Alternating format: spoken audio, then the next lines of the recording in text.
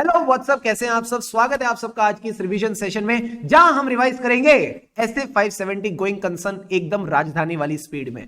अगर आपने ये ऐसे पहले नहीं करा है तो मेरी एक रिक्वेस्ट है, पहले आप इस ऐसे को करें, उसके बाद इस रिवीजन को वीडियो को देखें ताकि आपको चीजें और अच्छे से रिवाइज हो सके। ठीक है, चैनल पे अगर नए हैं तो do subscribe the channel and या do give a thumbs up to this video as it motivates me to bring lots and lots of quality content for all of you। तो चलो स्टार्ट करते हैं ऐसे 570 की रिवीजन। बिफोर वी बिगिन, सबसे पहले एक बात बताओ sir, going concern basis of accounting हमने कहां सीखा था? अकाउंटिंग स्टैंडर्ड 1 में। जो AS1 है वो आपको बोलता है कि 3 फंडामेंटल अकाउंटिंग अजम्पशंस होती हैं, accrual assumption, going concern assumption, prudence assumption. उसमें से एक अजम्पशन है गोइंग कंसर्न अजम्पशन जो कहती है entity will continue its operations for a foreseeable future, यानी entity will be able to realize the assets, pay off the liabilities in ordinary course of business। क्या ये बात समझ में आती है? Answer is yes. जो भी हमारे जनरल पर्पस फाइनेंशियल स्टेटमेंट्स हैं, जो भी हमारे जनरल पर्पस फाइनेंशियल स्टेटमेंट्स हैं, they are always prepared with an assumption कि हम कंटिन्यू करेंगे as a going concern for a foreseeable future. अब सर एक बात बताओ, ऑडिटर की रिस्पॉन्सिबिलिटी क्या है? ऑडिटर की जो रिस्पॉन्सिबिलिटी है, it is a 2 stage responsibility. Sir 2 stage responsibility यानी सबसे पहले तो आपने ये असेस करना है कि whether the entity will be able to continue as a going concern. क्या गोइंग कंसर्न अजम्पशन एप्रोप्रिएट है कि नहीं? क्या गोइंग कंसर्न अजम्पशन एप्रोप्रिएट है कि नहीं, यानी आप सफिशिएंट एंड एप्रोप्रिएट एविडेंस लेंगे whether the going concern assumption is appropriate और नॉट। एक बार ये हमें एविडेंस मिल जाता है, सेकेंड स्टेज है कंक्लूड करना, क्या कोई मटीरियल अनसर्टेनिटी तो नहीं। सर मटीरियल अनसर्टेनिटी किसको लेके? in relation to the events and condition which may cast significant doubt over the entity's ability to continue as a going concern। बस यही 2 चीजों को लेके आपने चेक करना है। सबसे पहले तो गोइंग कंसर्न अजम्पशन एप्रोप्रिएट है या नहीं। अगर एप्रोप्रिएट है तो चेक कर लो कोई मटीरियल अनसर्टेनिटी तो नहीं। सर मटीरियल अनसर्टेनिटी का क्या मतलब है? उस इवेंट का probability of occurrence, that is the likelihood and magnitude इस कदर है that you need proper disclosures in the financial statement। क्या ये बात समझ आती है? हाँ सर। तो यही ऑडिटर की रिस्पॉन्सिबिलिटी है। दूसरा ये कहता है ऐसे 200 की वजह से, ऐसे 200 में हमने पढ़ा था इनहेरेंट लिमिटेशंस ऑफ ऑडिटिंग, याद है? उसमें मैंने अदर मैटर्स बताए थे और 4 अदर मैटर्स क्या क्या बताए थे? फ्रॉड, जिसमें मैंने बताया था मैनेजमेंट का फ्रॉड एंड कॉल्यूजन। सेकेंड हमने डिस्कस किया था सर क्या? Related party relationships and transactions का हो सकता है फुल डिस्क्लोजर ना हो। Third we discuss about the non compliance with laws and regulation and the fourth part was going concern. कह रहे इस एरिया में इनहेरेंट लिमिटेशन ज्यादा है तो कहीं ना कहीं आपको प्रोफेशनल स्केप्टिसिज्म मेंटेन करके चलना पड़ेगा। आपको through out the audit alert रहना पड़ेगा for the events and conditions which may cast significant doubt on the entity's ability to continue as a going concern। Then we discussed about the risk assessment procedure। Sir risk assessment procedure क्या होते हैं? Understanding लेना। किसकी understanding? जो management ने assessment करी है, going concern assessment करी है, उसकी अंडरस्टैंडिंग लेना। अगर मैनेजमेंट ने असेसमेंट करी है so ask the management did they identify any events और कंडीशंस व्हिच इंडिविजुअली और collectively cast significant doubt on the entity's ability to continue as a going concern. If yes, what are the management's plan to address them. अगर management इतनी नालायक है कि उसने assessment करी ही नहीं तो मैनेजमेंट से पूछो किस बेसिस पे, on what basis the management is using the going concern basis of accounting. And साथ ही साथ लगे हाथों ये भी पूछ लेना क्या उनको किसी इवेंट और कंडीशन के बारे में पता है विच में cast a significant doubt on the entity's ability to continue as a going concern. अब सर हमें जब मैनेजमेंट की असेसमेंट इवेल्युएट करनी है तो हम वही पीरियड कवर करेंगे जो मैनेजमेंट ने कवर किया है। बट याद रखना, अगर मैनेजमेंट ने 12 महीने से कम कवर करे तो आप कम से कम 12 महीने तो कवर करेंगे। एंड जो भी रेलिवेंट इंफॉर्मेशन आपके पास अवेलेबल है ड्यूरिंग ऑडिट, सारी इंफॉर्मेशन आप कंसीडर करेंगे इन असेसिंग द गोइंग कंसर्न। अब सर एक बात बताओ, एडिशनल ऑडिट प्रोसीजर्स क्या क्या है? सबसे पहले तो अगर मैनेजमेंट ने असेसमेंट नहीं कर रखी तो मैनेजमेंट को रिक्वेस्ट करो to make the assessment right away right now. ठीक है, मैनेजमेंट को बोलो ये क्या तरीका है, तुमको किसी ने सिखाया नहीं कि गोइंग कंसर्न की असेसमेंट की जाती है, तो ask management, request management that please do the going concern assessment. पक्की बात है जब वो गोइंग कंसर्न असेसमेंट करेगी तो उसको भी वो इवेंट और कंडीशन मिल जाएंगे जो आपको मिले हैं। अब मैनेजमेंट से पूछो तुम्हारा प्लान क्या है, what is the plan to address this events and condition. Sir plan की 2 खूबियां होनी चाहिए। क्या? इससे पहली बात तो इंप्रूवमेंट होनी चाहिए सिचुएशन में। दूसरी चीज, this plan should be feasible. But sir हमको प्लान फीके फीके अच्छे नहीं लगते, तो क्या चाहिए? तड़कता भड़कता कैश फ्लो फोरकास्ट। हमको चाहिए तड़कता भड़कता cash flow forecast, and cash flow forecast पे आपने डेटा और असम्पशंस की टेस्टिंग करनी है। साथ ही साथ going concern assessment is done at a particular point in time. इस पॉइंट इन टाइम के बाद हो सकता है कुछ एडिशनल फैक्ट्स एंड इंफॉर्मेशन हो, उसको भी कंसीडर करेंगे। एंड आते आते जाते जाते क्या लेके आएंगे? मैनेजमेंट से रिटर्न रिप्रेजेंटेशन। किस चीज को लेके? कि जो इन्होंने प्लान बनाए they are actually feasible, they will actually lead to improvement. क्या ये 5 पॉइंट्स दिमाग में गए? Yes sir.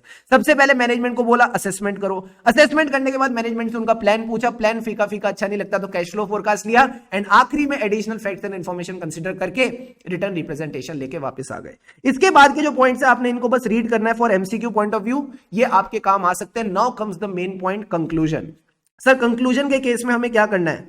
वही आपकी जो रिस्पॉन्सिबिलिटी थी, चेक करो वो पूरी हुई कि नहीं। आपको क्या चाहिए था? Sufficient and appropriate evidence whether the going concern assumption is appropriate और नॉट। इफ यस, चेक करो कहीं मटेरियल अनसर्टेनिटी तो नहीं in relation to the events and conditions which may cast, again the same thing, significant doubt over the entity's ability to continue as a going concern। अगर material uncertainty है तो हमको उसका disclosure चाहिए in the financial statement for giving a true and fair view, for giving a fair presentation in case of a fair presentation framework. But अगर ये fair presentation framework नहीं, compliance framework है, तो हम फेयर वाली बातें नहीं करेंगे, सीधा बोलेंगे ये इंश्योर करने के लिए कि financial statements are not misleading, just to ensure that disclosure should be there in the financial statement. This is all about the conclusion. Now let's talk about the reporting part. अगर going concern appropriate है, अरे ये क्या हो रहा है? अगर going concern appropriate है, मटीरियल अनसर्टेनिटी एग्जिस्ट नहीं करती। फिर से going concern is appropriate, come on, इधर देखो, पता नहीं कहां देख रहे हो, हाँ इधर देखो। अगर गोइंग कंसर्न एप्रोप्रिएट है और मटीरियल अनसर्टेनिटी नहीं है, यानी सब अच्छी अच्छी बातें हैं, तो क्या आपको डिस्क्लोजर की जरूरत है? नहीं, तो अनमॉडिफाइड ओपिनियन दो। अगर गोइंग कंसर्न एप्रोप्रिएट नहीं है बट फाइनेंशियल स्टेटमेंट्स में जो गोइंग कंसर्न है वो एप्रोप्रिएट ही नहीं है, अगर एप्रोप्रिएट नहीं है तो मटेरियल अनसर्टेनिटी की बात ही नहीं करेंगे। फिर से अगर गोइंग कंसर्न एप्रोप्रिएट नहीं है तो मटेरियल अनसर्टेनिटी की बात ही नहीं करेंगे, बट हमारे जो फाइनेंशियल स्टेटमेंट हैं वो गोइंग कंसर्न के हिसाब से बने हैं, तो कहीं ना कहीं यहां पे इंपैक्ट इज परवेसिव, तो आप एडवर्स ओपिनियन देंगे as per SA 705। Next stage, going concern is appropriate. अब चेक करो क्या मटेरियल अनसर्टेनिटी एग्जिस्ट करती है? अगर करती है तो हमको क्या चाहिए?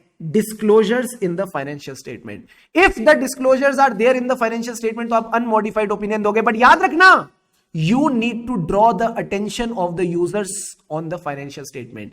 यानी financial statement में जहां ये disclosure है वहां पे आपने उनका attention लेना है। सर कौन सा पैरा डालेंगे?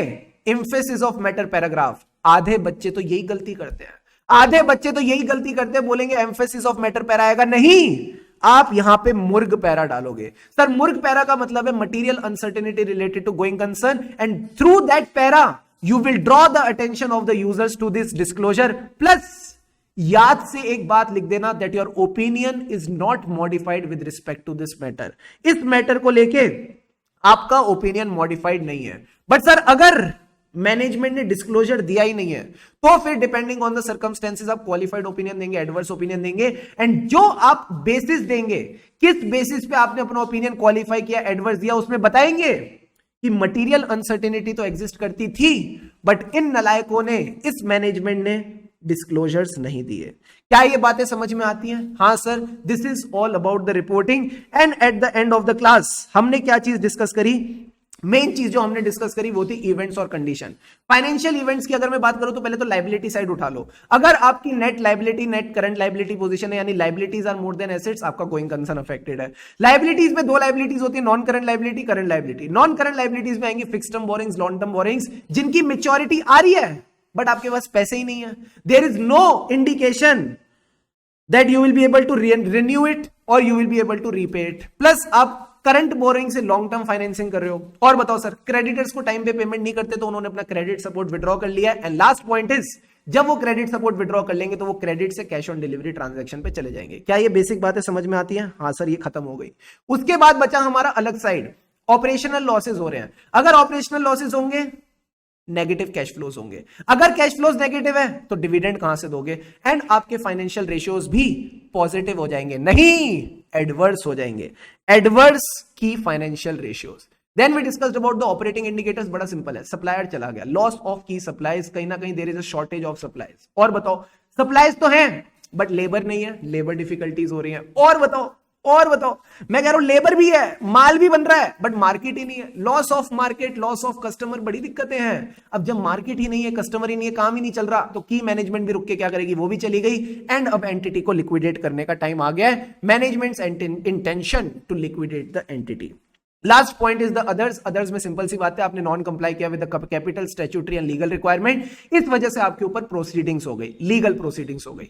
इन लीगल प्रोसीडिंग्स में you may be asked to pay the claims which the entity may not be able to satisfy. और एंटिटी ने क्या कहा, हे प्रभु लॉ चेंज करा दे। प्रभु ने लॉ चेंज कराया but again it is adversely affecting the entity. And the last point is, अब entity जीना ही नहीं चाहती। एंटिटी कहती उठा ले, हे प्रभु उठा ले। अर्थक्वेक लिया, फ्लड लिया, अर्थक्वेक भी आ गया, फ्लड भी आ गया, कैटेस्ट्रॉफ भी आ गया, बट अल्टीमेटली इसकी भी इंश्योरेंस नहीं दी। तो अंडर इंश्योर्ड और uninsured catastrophe when they occur, that's all about going concern. 10 minute 58 second, कहीं ना कहीं 11 मिनट मान लो, that is the lucky 11 that we completed the SA 570 going concern revision. ठीक है, so that's all about it. अगर video अच्छी लगे तो do give it a like and या शेयर विद योर फ्रेंड्स जो CA इंटरमीडिएट की पढ़ाई कर रहे हैं। सबके साथ इसको शेयर करो, बिकॉज सबका साथ सबका विकास। ठीक है, तो यूं ही खुशी खुशी मल्ला आगे पढ़ते रहो, क्योंकि खुशी से पढ़ेंगे भी आगे बढ़ेंगे। All the best.